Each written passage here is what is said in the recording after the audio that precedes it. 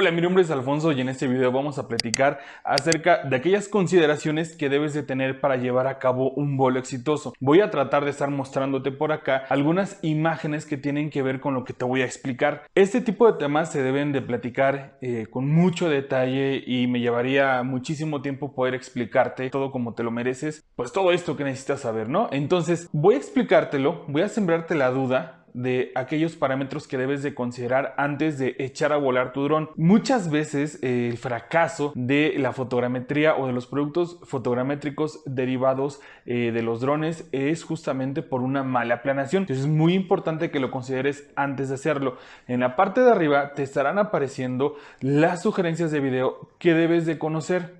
¿Por qué? Porque si te hablo de altura, si te hablo de electrodispersión y otras cosas, al menos tienes que saber por qué una cámara. Hace unos días veía una publicación de un dron que volaba a la ciudad de Cabo en 4 horas y hacía el levantamiento, y un usuario muy inteligentemente le preguntó a la persona que publicó, ¿pero qué tipo de cámara tienes? Porque muchas veces el resultado depende del tipo de cámara y de la planeación. Obviamente hay otras características que pueden hacer mejor mi experiencia de usuario que otras, pero bueno, en general es importante que las consideres. Hice un par de papelitos que me van a ir diciendo de manera aleatoria, no en orden jerárquico, aquellas cosas que debes de considerar. Algunas las voy solamente a sembrar la duda y otras las voy a explicar a detalle. Y la primera tiene que ver con el buen estado del tiempo. Esto es importante porque hay como 3 puntos que tienen que ver con esto de los papelitos que tengo acá. No vueles en caso de que, por ejemplo, en verano. Me sucedió una vez que yo mandé o estaba haciendo un vuelo y estaba en una zona de selva baja caducifolia, vuelo, y a los pocos días cae una tromba, fueron como 2 días de lluvia. ¿Y qué sucedió? La vegetación se puso verde. Hay que conocer también las vegetaciones de los paisajes que vamos a volar para saber qué es lo que me espero en determinadas épocas del año.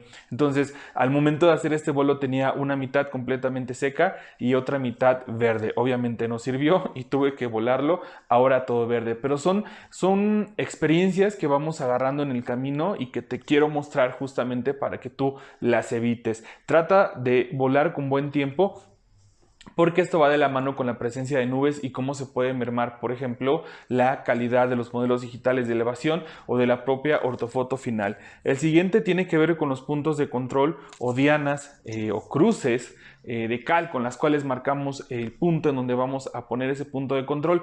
Hay que marcarlas bastante grandes. Si ya estamos volando por arriba de los 100 metros, les sugiero que realmente lo hagan de buen tamaño. Estarán viendo por acá qué es lo que sucede cuando las marcamos pequeñas. Obviamente se dificulta agregar puntos de control y esto va a hacer que el error general se vaya alto en X, Y y Z, porque pues al finalizar el punto de control está teniendo un margen de error al momento de que obviamente la cruz no queda bien posicionada, el punto central. También he visto levantamientos en donde la cruz queda debajo de elementos que pues un dron sobrevuela, entonces no se ve el punto de control. Algunos puntos de control han sido puestos sobre suelos calizos y calma, suelo calizo, pues no se ven. O en otros casos se han puesto lonas que no han sido aseguradas al terreno, llega un viento, las voltea y cuando quieres poner puntos de control, pues realmente no existen. Entonces son cuidados que de pronto decimos, eso es súper obvio, pero a veces los olvidamos o no los tenemos en consideración antes de hacer un vuelo exitoso. Al siguiente, puntos de control bien distribuidos. Creo que esto va a ir de la mano con el PPK y RTK porque quiero hacer un video un poco más detallado de ese tema, pero es importante que cuando tú hagas tu vuelo fotogramétrico te imagines. Imagínate, cierra los ojos, imagínate que vas a poner un mantel sobre una mesa o vas a poner la sábana sobre tu cama. ¿Qué es lo que hacemos? Exacto. Vamos a poner en las 4 esquinas la sábana para que quede bien estirado. Así debemos de visualizar nuestras áreas al momento de hacer nuestros levantamientos. Cómo tengo que posicionar los puntos para que en los extremos superiores e inferiores logren estirar la fotografía y darle una mayor exactitud. Puntos centrales siempre van a mejorar la precisión sobre todo en Z. Entonces no solamente es en los extremos, también procura ponerlos en el medio. ¿Cuántos puntos? Bueno, aquí hay un tema de debate y tal vez seguramente ya después de este comentario alguien va a poner ahí el dislike, pero es bien importante considerar cuántos puntos vamos a poner. La teoría de las personas, vamos a llamarlo menos conservadoras, dicen 7 puntos está bien, después de 7 puntos, lo demás es vanidad. Bueno, hay gente que pone 12, que pone 14 y sí hay una reducción de la imprecisión en el compuesto, o sea, como en X, Y, Z, pero eso también depende mucho de la forma y de qué es lo que quieres obtener. Algunos no necesitan puntos de control y no pasa nada. Entonces, distribuyan bien sus puntos en los extremos y sobre todo en el centro. ¿Cuántos? 5, porque pueden ser 2 en los extremos y 1 en el centro. 7 es como lo recomendable, pero hasta 14. Ya después yo digo, bueno, mejor hago un levantamiento tradicional y no me complico la vida. Ya está, puntos de control bien distribuidos. El siguiente tiene que ver con la no presencia de nubes. La presencia de nubes, sobre todo en vuelos de drones, va a mermar la calidad de tu ortofoto final. ¿Por qué? Porque va a haber un manchón ahí oscuro. Y justamente te invito a que reflexiones qué es lo que ofrecemos nosotros cuando decimos, oye, te voy a vender unas fotografías de drones increíbles. Suelen ser como la opción viable, tanto por costos, por tiempos, como por presencia de nubes en zonas tropicales. En las zonas tropicales regularmente tenemos muchos días con presencia de nubes y lluvias y eso hace que las imágenes satelitales ópticas no sean lo más adecuado. Entonces, si yo le ofrezco a mi cliente eso, pero en la ortofoto final le agrego ahí una nube, pues obviamente va a haber una imprecisión ahí, se pierde la estética, se pierde un poco la calidad. Entonces, procuremos no poner nubes y sobre todo, como van a ver en una imagen por acá, si van a volar con una cámara infrarrojo, no lo hagan. Si no entiendes esto, ni siquiera tendrás que tener una cámara infrarroja. No lo hagas, sobre todo si vas a determinar el NDVI. Traslape y velocidad, este es importantísimo. No vuelen su dron a gran velocidad. La mayor parte de los errores que me llegan es justamente lo volé muy rápido. Salió corrida la foto, salió desfasada. Entonces hay que volarlo con mucha lentitud. Cuando tenemos algo como lo que estás viendo por acá, muchas veces se deriva de una falta de traslape. Cuando vemos como estas fotografías que parece de cera porque se están derritiendo, se derivan justamente de una falta de traslape del 80% para llevar a cabo una correcta autocorrección. Suelo calizo va de la mano con las dianas. Tengamos cuidado con los suelos calizos. Yo soy de Veracruz, entonces en Veracruz hay mucho suelo calizo y resulta que obviamente es un suelo blanco con mucha luz. La fotografía se puede quemar, tiene una sobreexposición de luz y cuando tú quieres procesar las fotografías pues simplemente no se ve nada y aquí hay que tener mucho cuidado con los parámetros de la cámara, ya que si los tenemos automáticos ahí podemos tener problemas. Entonces, sobre todo hay que conocer nuestro paisaje antes de decidir los parámetros. Yo no puedo pensar en planear un vuelo si no conozco los tipos de vegetación, cómo se van a comportar ante ciertas situaciones, cómo es el suelo descubierto, porque hasta en cosas tan burdas como que de pronto el suelo está seco y después está húmedo, eso va a mermar la calidad. ¿Por qué? Porque una parte va a estar rojiza o va a estar de una tonalidad diferente a cuando tiene o no tiene agua. Entonces son cositas que tenemos que tener en la cabeza siempre que hacemos un vuelo para evitar justamente este tipo de errores que como profesionistas tenemos que tener en cuenta para evitar que nuestro producto final se merme. Aprovecho para decirte que en la caja de descripción están los datos de contacto. Si quieres un curso de fotogrametría, personalmente yo los doy en línea, son bien interesantes. Te sugiero por ahí que mandes un correo, pidas informes, porque obviamente te explico esto con mucho detalle y hacemos muchos procesos que van a garantizar que obtengas las habilidades necesarias para hacer o entregar productos fotogramétricos de mucha calidad. Ahora vamos a continuar y la siguiente tiene que ver con los días de vuelo. Como te comentaba, hay ocasiones, sobre todo en verano, cuando estoy sobre selvas bajas, pastizales o vegetación xerófila, lo que sucede es que si un día llueve, es altamente probable que después tengas zonas verdes donde tenías zonas secas y eso no va a resultar adecuado. El siguiente tiene que ver con los PPK y RTK. Aquí, si tú no vas a meter puntos de control porque solamente quieres analizar cambios en el espacio, despreocúpate. Si tus trabajos están enfocados a la ingeniería, aquí viene lo bueno.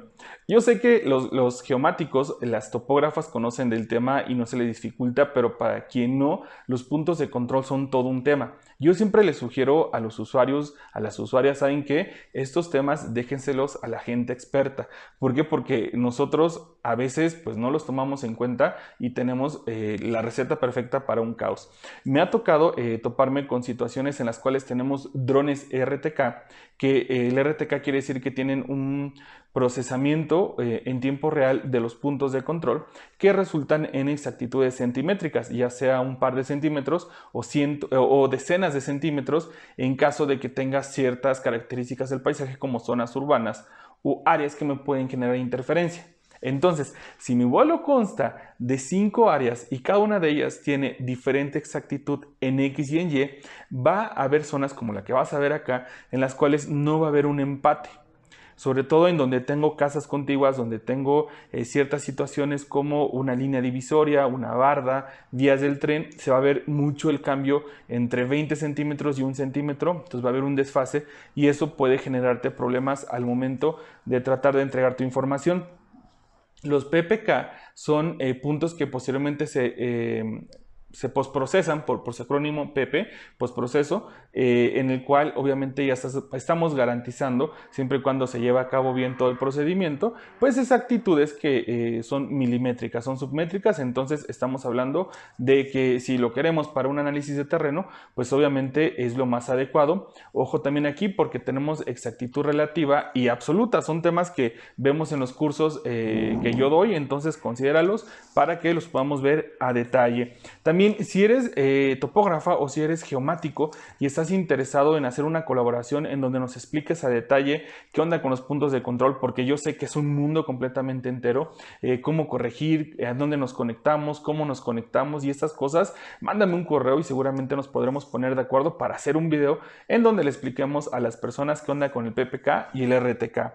Tenemos también por acá la posición del sol en cuerpos de agua. Tengan cuidado porque la posición del sol sobre cuerpos de agua, al igual que sobre suelos calizos, puede deslumbrar la cámara y con ello tener una electrodispersión aleatoria y eso va a generar especies de fuentes en el agua que pueden mermar la calidad. Entonces procuren que si van a volar sobre un cuerpo de agua no lo hagan cuando el sol está en el cenit porque les va a deslumbrar la cámara.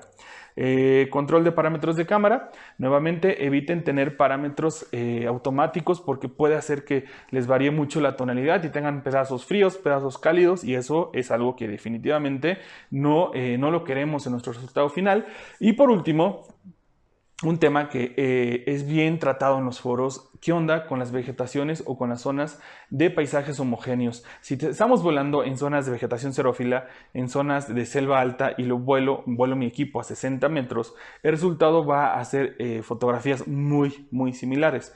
El programa o los programas fotogramétricos no van a encontrar características que diferencien la A de la B y al momento de tratar de hacer los puntos de amarre, pues le va a costar mucho y simplemente no va a alinear las fotografías. Entonces cuando tengamos, ojo, y es bien importante, eso lo tienen que apuntar, si voy a volar sobre un paisaje homogéneo, lo que tengo que hacer es volar más alto mi equipo para que mi equipo o mi fotografía logre tomar una mayor cantidad de paisaje y pueda encontrar objetos que se diferencien de la vegetación densa y con ello yo pueda obtener obviamente una alineación, que esto me llevaría a hablar de las nubes de puntos y por qué vegetación densa y por qué no, pero eso va a ser otro video. Espero que te haya sido bastante útil, nos vemos hasta la próxima.